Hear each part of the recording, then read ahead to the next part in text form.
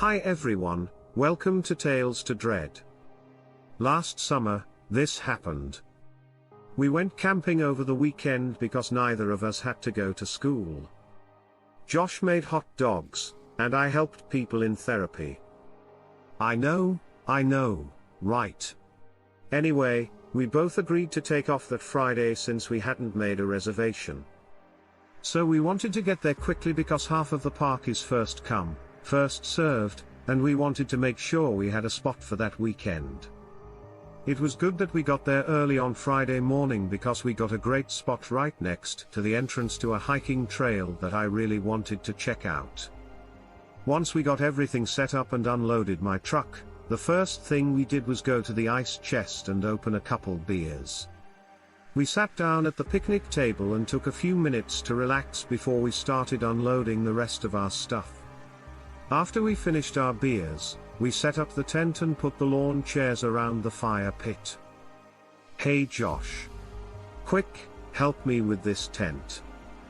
If we do it together, we'll get it done much faster. Okay, cool. He said that after we set up the tent and waited about 5 minutes, we put everything else where it belonged and decided to make lunch. I was making some burgers on the grill. Those ones weren't the biggest. So I made 2 for each of us, at least for that night. We had a lot of different kinds of chips, like Doritos, Flaming Hot Funyuns, and Flaming Hot Cheetos, which were pretty much our favorites. Josh opened another beer, and I had to get a wild cherry Pepsi because I don't like to mix my food and beer. I know it's weird, but that's just how I feel. So we're eating this really good golden food when Iga and Josh pull out this shady looking case. Who the hell does he think he is? I said, dude, this is my collection. Let me show you. He opened this leather briefcase thing, and it was full of Pokemon cards. I asked, are you 12? I began to laugh at him and make fun of him. Shut up, dude, it's my thing. It's cool, whatever you say, dude, I said, sitting next to Josh. I saw him eating the last of his chips as he ripped through the pages of his Pokemon collection, and out of the corner of my eye, I saw something sticking out of his behind. When I looked over at him, I saw a strange-looking stick sticking out of his back pocket. Dude, what is that? I told him in my best butthead voice, you like some hardwood in your butt? Yeah, you like morning wood in your butt, dude. That's not just a stick, and it's not just any stick. Josh told him, that's my wand. What? Dude, what are you talking about? Have you never seen Harry Potter? Oh my god, bro, are you for real? Let the rest of us have some pussy. I started laughing and said, I can't believe you brought all this stuff camping, dude. We're supposed to be enjoying nature and getting away from all this stuff. Oh my god, Josh said, whatever, dude. Okay, you're in the goosebumps. Are you afraid of the dark? That's not necessarily adult stuff, either.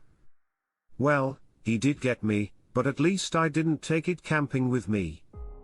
I said that in defense, and he rolled his eyes, took a sip of his beer, and said, whatever, dude. After we finished our little lunch, I said, we decided to go on the little hiking trail to see where it led. We didn't know how deep it went, but that was part of the adventure. We got our water and started walking down the trail. Josh, on the other hand, would have rather stayed behind and played with his little wand. I'm always up for an adventure, especially if it involves hiking. I hope to God that he didn't also bring any of his robes. I thought to myself that we were having a lot of fun hiking. We talked a lot about things at work, at school, and in our everyday lives, even though we were at different schools. After a couple of hours, we were way deeper into the woods than I thought the trail would take us. Most of the time, these trails are about 2 miles long. I knew from going to different campsites in the past that this one was different because it kept getting deeper and deeper. Several times, I just wanted to give up and go home. But just talking and making jokes was so much fun that I didn't want it to end. So we just kept going. It seemed like the more we moved, the thicker it got. It seemed like the woods was slowly closing in on us and everything else around us. As we hiked, the path got so narrow that we couldn't stand next to each other, and that's when we heard the noises. We both stopped in our tracks and looked at each other. Then we slowly turned around and looked in all directions, trying to figure out what the hell that noise was. I had never heard something like that before. So, what is it? Dude, Josh asked me in a whisper, what's up? I don't know what I said, but it sounds close. Josh said, I'm done hiking, dude. Let's just go back to where we camped, and I nodded to show that I agreed. Sure, let's do it. We turned around and started walking back at a much faster pace in the direction we came from. The sounds didn't stop, which was a shame. We started hearing these howls in the distance as we walked back down the trail to our camping spot. What the hell are those things out there? I said it out loud, but Josh didn't answer. He just looked at me, and then he said, that doesn't sound like a coyote to me. When he said those words, they gave me chills. And we started walking just a little bit faster than before. We had to walk a long way, so it wasn't easy to get back to where we were camping. It would take some time. As we walked back, I'm sure we heard something moving through the brush and trees. It sounded like it was coming from all around us, but we never knew where it was coming from or what it was until we saw the eyes. At this point, the sun was going down, and it was getting a little dark. We were getting a little scared, so as we walked back to our camping spot, we would occasionally look behind us. But when we turned around that one time, something was staring at us from behind the trees. The shape was very tall and dark. It looked like it had pointy ears, but it was hard to tell because it was getting dark. However, whatever it was, its eyes were glowing a dark red color, and it snarled. Its bass was loud enough to be heard through the trees. I knew we were close, but I wasn't sure if we were close enough to sprint back to camp. At least I had a gun with me in case we had to go back to camp. It was a 9mm, but there was something right about it. I gave Josh a sign. Do we want to do it? Do you think we should just run back to camp? Josh kinda looked puzzled at me. I'm not sure I can get that far. I don't know how far away we are. Well, if we just keep walking, this thing might catch us, but whatever it is, it's probably faster than us anyway. So what difference does it make? He answered. About 30 seconds after we were talking about what the hell to do, I looked ahead and saw a familiar-looking wooden sign in the distance in front of us. Look, that's where the trail starts. We're getting close. Let's try to get away. He nodded, and we ran as fast as we could back to camp. We could hear something thumping in the distance, and the heavy steps of whatever it was made the floor shake. As soon as we got to camp, I ran to my pack, took out my gun, turned around, and took aim, but there was nothing there. I stayed ready, and all of a sudden, something ran across the trail from the left to the right side and into the woods in front of me. I took 2 shots at it. Josh yelled, "Did you hit it?" I don't think so, but it could be because we scared it away. I don't care. Now is the time to do it. Let's just get out of this place. I have no idea what the hell that was. I couldn't agree with Josh more. We quickly grabbed our personal belongings and ran to my truck. We left the cooler, lawn chairs, tent, and everything else behind as we sped away into the night in the truck. Never to come back. When I worked at a psychiatric ward in central Pennsylvania about 10 years ago, this happened to me. I went outside to smoke for 10 minutes. I was just looking at my cell phone and texting my girlfriend that I would be a little late getting home because the person who was supposed to take over my shift was late. I was about halfway through my cigarette and just relaxing in the chair while looking out at the woods. At the time, I worked at a hospital that was surrounded by a thick forest. About 9:45 p.m.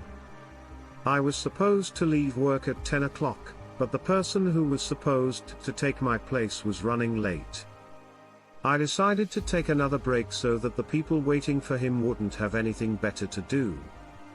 The back porch area for employees is where I like to smoke my cigarettes in peace. Back here, there are no lights, so my eyes quickly got used to the dark. After I sent my girlfriend a text, I just looked out into the woods and took in its beauty. I've always liked nature, so when I took a break, I would always look around at my surroundings. That's when I saw something come out of the woods. I thought it was a big deer at first. I really couldn't tell. At first, I leaned forward in my lawn chair and tried to really look at it more closely. No, it wasn't a deer. It was a wolf of some kind. But it was pretty big.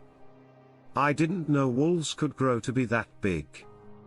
It was pitch black outside, and so was its face. From what I could tell, it was just walking along as if it didn't care if anyone saw it, and then all of a sudden, it just stopped in its tracks. It turned its head, and I'm sure it looked at me for a split second. At least 60 yards separate us. I swear to you, it must have seen the cherry on my cigarette or something. It stared right at me.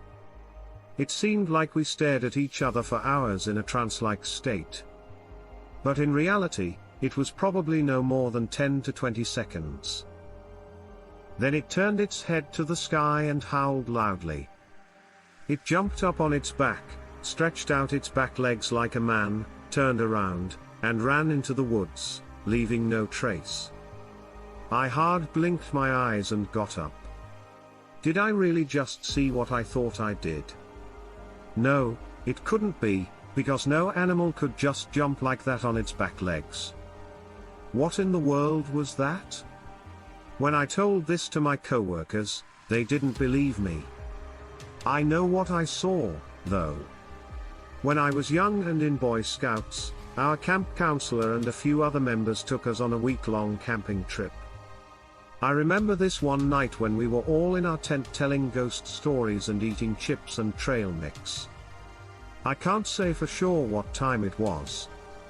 I mean, we were all around 11 or 10, so who knows. I don't remember having a watch at that time, but I do remember it being late. Strange sounds started coming from outside our tent. None of us were brave enough to open the tent and look outside. So we just sat there with our flashlights and nothing to do.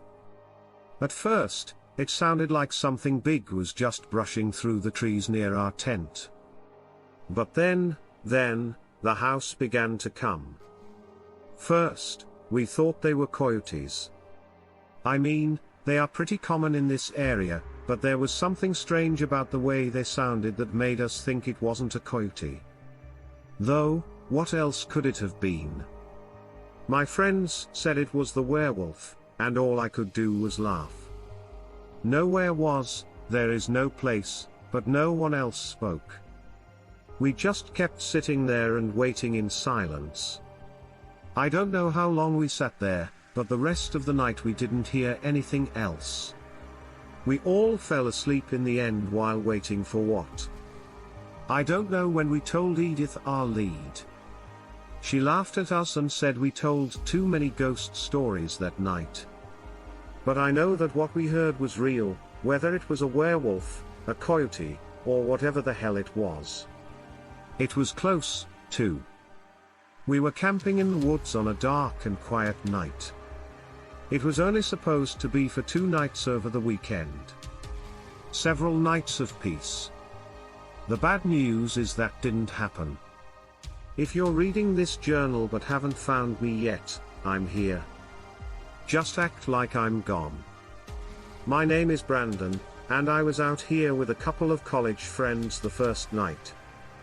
After setting up camp, we had a great time drinking, grilling meat on the grill, and playing music around the fire pit. Everything was fine. It was just an ordinary night. That was before my friend Bob disappeared. At first, we thought he might have taken a number 2 out there in the woods instead of a number 1. But when he didn't come back after at least 20 minutes, we started to worry. We got out our flashlights and started calling his name in the area, trying to figure out where he might have gone when we didn't hear anything back. Then we really started to worry, so David and I split up around the camping area to see if we could get more traction that way. After about 15 more minutes, Bob still wasn't there. After a few minutes, I found Bob's shirt hanging from a nearby tree branch. When I got close to it, I saw that red blood was all over it. Bob didn't have any weapons on him, so it must have been his blood. I started to worry when he went to the bathroom. At that point, I yelled for my friend David, and he eventually came over to me as I waved my flashlight around like a crazy person to get his attention. David made sure that it really was Bob's shirt. I got goosebumps all over my body all at once. What and why had happened to our friend? Then, the screams came next. We can hear our friend's screams from a long way away. We only had a hatchet and some pepper spray at this point, but that was enough. We had to figure out where those screams were coming from, because they kept getting louder and louder. We could only try to go in the right direction, which was very hard to do at the time. Then we heard the house, but it didn't sound like anything I'd ever heard before. They were different, and they were definitely more scary. We were so scared at this point that we had no choice but to try to help our friend. Instead of yelling and shining our flashlights to try to get the attention of whatever was out there, we tried something else to find our friend Bob. We didn't say anything and moved slowly in the direction of the noises. Maybe, just maybe, our friend was still okay and we could help him with a surprise attack of some kind. Hopefully after about 20 minutes of walking, we were completely and totally lost. His screams were coming from all different directions at the same time. Whatever was out there was really messing with us, I think. Maybe these noises weren't even coming from our friend Bob. Whoever or whatever was outside might have been trying to lure us into a trap. But of course, my friend David said, I just watched one too many movies. But hey, I don't hear any other good ideas, and we still haven't found our friend.